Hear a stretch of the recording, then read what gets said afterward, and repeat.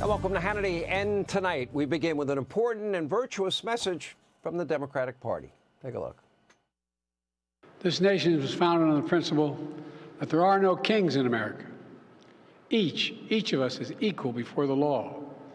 No one is above the law. The fact is, no one is above the law. In this country, no one is above the law. The American principle that no one is above the law was reaffirmed. Make no mistake, no one, not even the President of the United States, is above the law. In my administration, no one is above the law. Never mind. Kidding as usual. Now, the Democrats you saw there, they're just flat out lying. In fact, there are people who are very clearly above the law, the ones that are lecturing all of you about the rule of law. You know, and by the way, they are called the Biden family, or as we affectionately refer to them on this program as simply the syndicate. Early today, in a move that surprised no one who watches this channel, President Biden did issue a full unconditional pardon to his beloved son, Hunter, only months after vowing over and over again that he would never pardon Hunter because of his deep, unwavering commitment to justice and the rule of law, you might recall. Will you accept the jury's outcome, their verdict, no matter what it is? Yes. And have you ruled out a pardon for your son? Yes. You have. Does the president have any intention of pardoning him? We've been asked that question multiple times. Our answer stands, which is no. Is there any possibility that the president would end up pardoning his son? No. Well, I just said no. And I am satisfied that I'm not going to do anything. I said I abide by the jury decision, and I will do that, and I will not pardon him. I could speak for the president, and he said he would not pardon his son, and I'm just going to leave it there. You didn't take that seriously, did you? That was before the election. And like always, Biden, the entire White House, they were lying to the American people. According to NBC News, they knew that Biden was planning a possible pardon, but decided to tell the American people the exact opposite of what he was thinking. In a nutshell, is the Biden doctrine. They just plain out, blatantly lie about everything. Remember, the border is closed. The border is secure. Biden is he's running circles around his staff. He's got so much energy. He's cognitively as sharp as he's ever been. Inflation is transitory. Trump, a threat to democracy, and that he sponsored Project 2025 and wanted to ban abortion nationwide and would sign that as president and limit access to contraception and stop IVF treatments for women.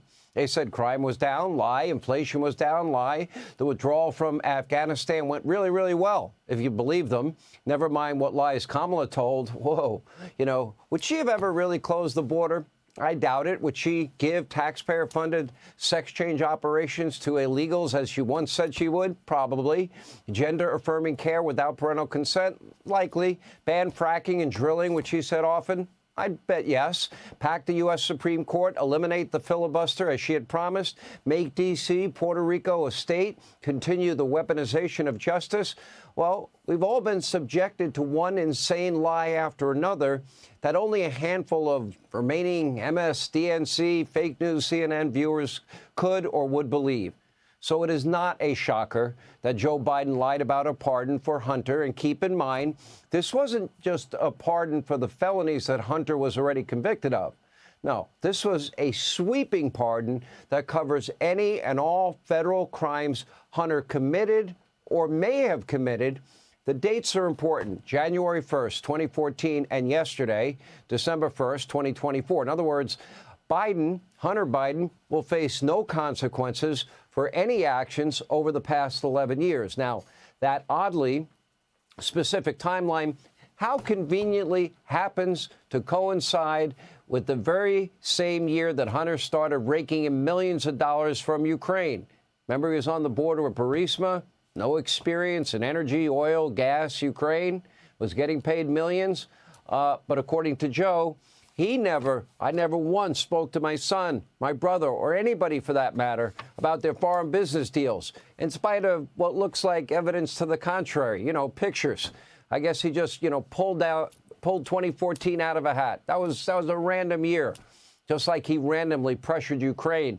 Remember, he bragged about it, about withholding billions in aid until they agreed to fire the prosecutor investigating his zero-experience son being paid millions and Burisma? Or the more likely scenario, that was the real quid pro quo with Ukraine, Joe Biden was just lying through his teeth as always. Think about this.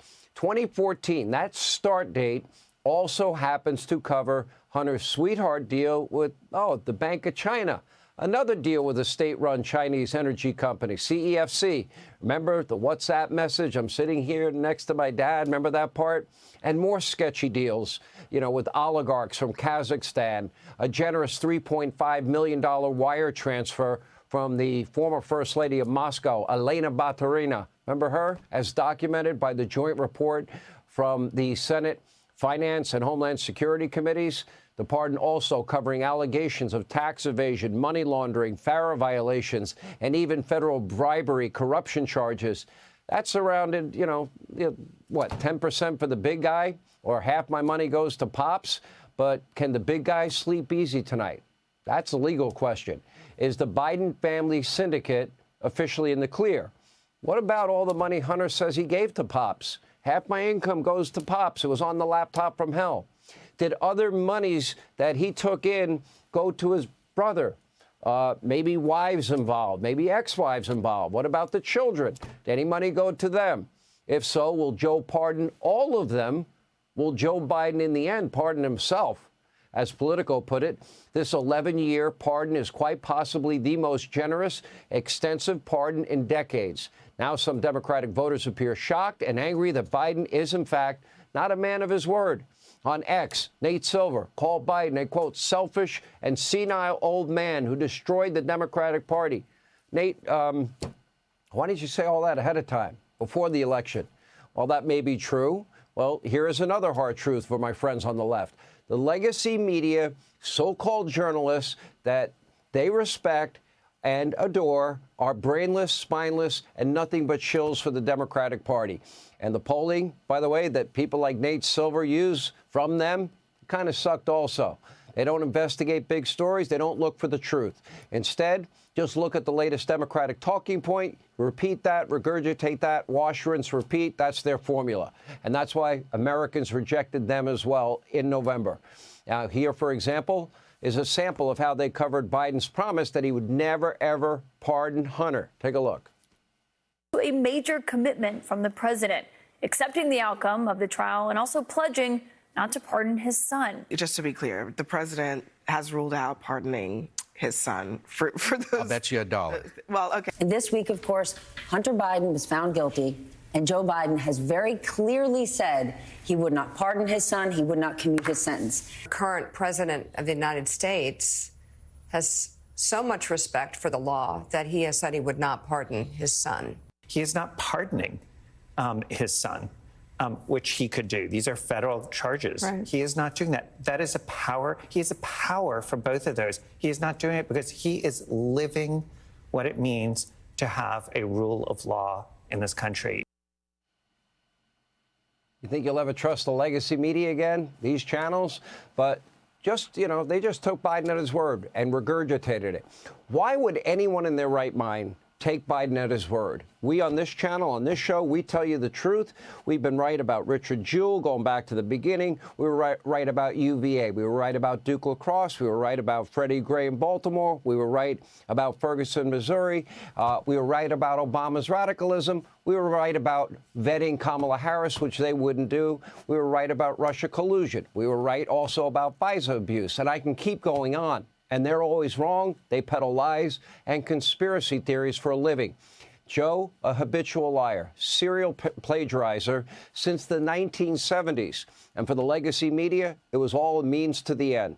Support the Democratic Party, do it at all costs. Thankfully, they no longer have influence over free-thinking Americans that have, in the beginning, they sought out talk radio. They sought out Fox News. Now they still trust talk radio, Fox News, and they have social media. As Elon Musk said, we're all now in the media business. And you can post things on your own and pass on information to your friends. The Kamala files that I tried to deputize people with.